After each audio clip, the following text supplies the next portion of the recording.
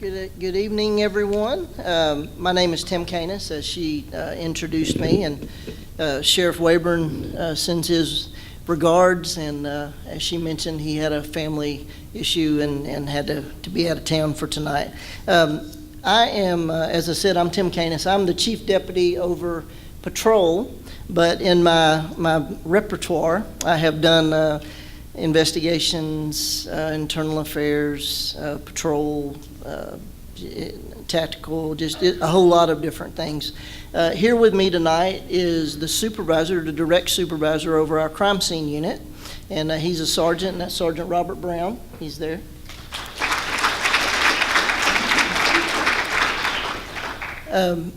What I'd like to do is I'm going to give just kind of a brief overview of the Sheriff Department and the organization and how we're kind of laid out. And then I'll talk about some of the things that Sheriff Wayburn has already been able to do in the 14 months that he's been sheriff. And then I'll get into some forensic things, and I'll talk about a couple of cases. Some of them have been adjudicated and some of them haven't, so I'm going to be brief on those, but I'll talk about how DNA evidence and different things have helped us to solve those cases. And then I'll open it up at the end for a question and answer if y'all have questions about anything that I talked about, if I didn't answer it during the talk. And if I can't answer it, then Sergeant Brown will give it a shot.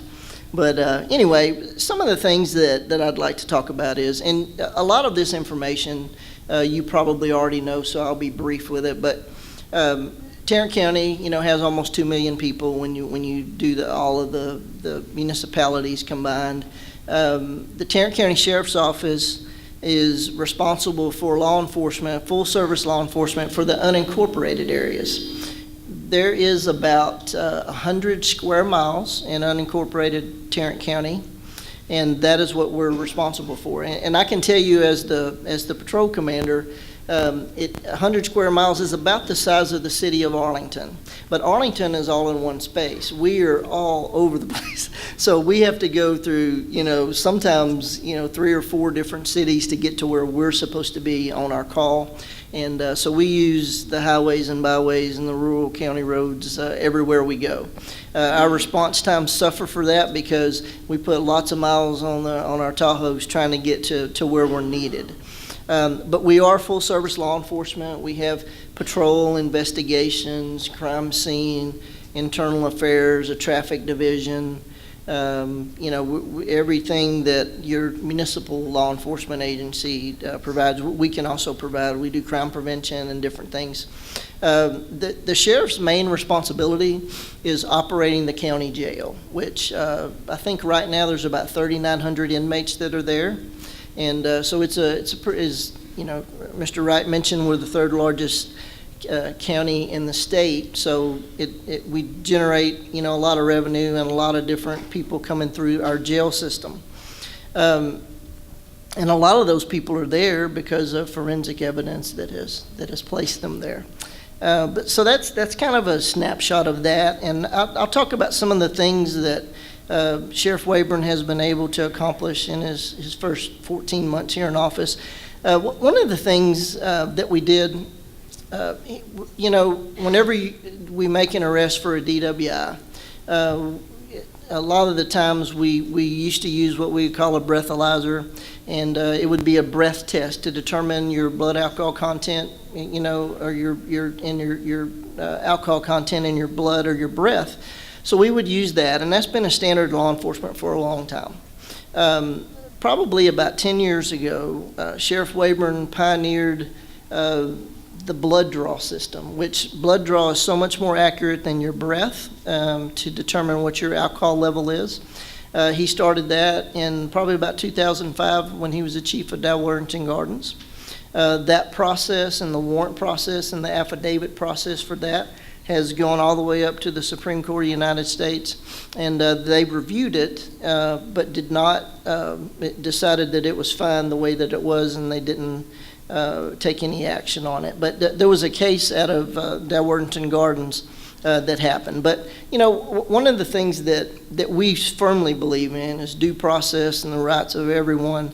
And we strongly support that, and we strongly defend that. And we're big proponents of the Fourth Amendment, arrest, search, and seizure, and we do lots of training on that, and we make sure that everything is done correctly as it should be. And then there's review processes in our judicial system for that very issue. So we really make sure that we get those things right. So the blood draw, I'll just kind of briefly describe that. If you're arrested for DWI by Tarrant County, now some of the municipalities will do the breath test on you, and they may do it on the side of the road. They may do it once you get into their facility. But if you're arrested in Tarrant County or by Fort Worth PD, they also come and use our blood draw system. We actually draw your blood, and we draw it one of two ways. Either you consent to us drawing your blood, or we get a warrant for your blood by probable cause. So there's those issues as well when we start doing that. Once we get the blood, it's determined, the blood alcohol content's determined by the ME's office as to what that is, and then we build our case from there. So that's a really big issue for us, because the blood is like DNA. I mean, you can't really refute the blood alcohol content in there if you can defend your process. If the blood was drawn, by medical personnel who are trained, and, all the things they do at the hospital, those things. So the blood draw was the big deal. So we are completely blood draw right now on DWIs. One of the things he did, also, he started a human trafficking unit. And we rely heavily on forensic science to prosecute those cases. In the short time that we've had that unit up, and it hadn't even been a year yet, it's been about 11 months. It was last April of 2017 when that was developed. They've made 44 arrests, and they've saved 6 children from the human trafficking. So, and probably about 5 adults that they've saved out of there. But they made 44 arrests of people who are trafficking humans, and they do that for the work trade. They do that for the sex trade. There's a couple of other issues, and then there's also your pedophiles who are out there who traffic these children. And so that was a big concern and a big priority for the new sheriff coming in, and he made it happen. And that's it's been successful so far. And again, I'll talk a little bit about that and how forensics kind of plays into that whenever we start building a case. Okay. Another thing he did on immigration, which we've heard all over, especially Tarrant County, all over state, all over the nation, is the 287G bill. And basically, and in the words of the sheriff, we're going to follow the law. And that's what we've done. Whenever someone is incarcerated in Tarrant County, we check their immigration status. And if they're a violent offender or not, if they're in our jail, but especially on the violent offenders, we certainly don't want them to bond out and go back in the community and then disappear and we can't find them. So the whole purpose of that is so that we can do what we're lawfully required to do.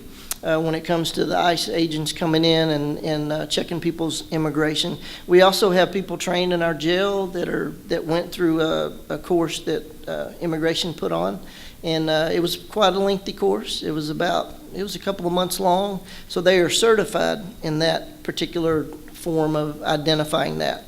So once we determine what your immigration status is, if you're a citizen or you're not, we'll contact ICE, and then they come in, they launch an investigation. And that's something, to be honest with you, law enforcement's been doing a long time.